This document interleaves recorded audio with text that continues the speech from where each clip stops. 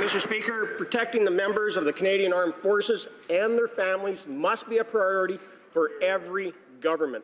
Last week, the media tagged along on General Vance's tour to Iraq and got some FaceTime with Special Operation Forces. The problem is they actually published the faces of the soldiers they met.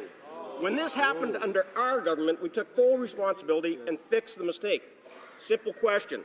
Will the Defence Minister own up to this error and ensure the identities of our troops are protected? Mr. Secretary for National Defence.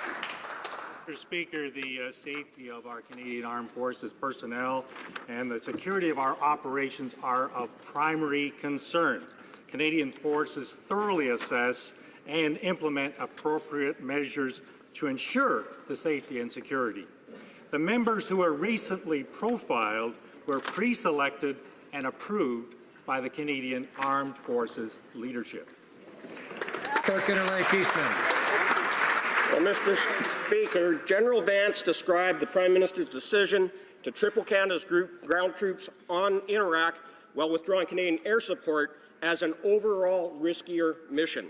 The images published in the media last week could expose Canadian Special Forces members and their families to even greater risks.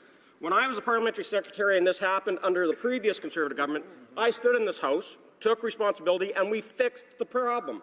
Will the parliamentary secretary admit that allowing these photos to be published was a mistake and take the necessary actions to protect and ensure the safety of our troops and their families?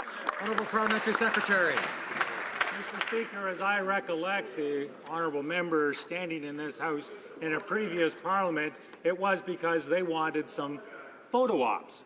Mr. Speaker, accordingly, we have fixed that system.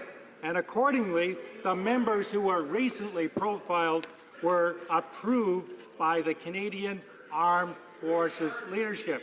It had nothing to do with the Minister of Defence.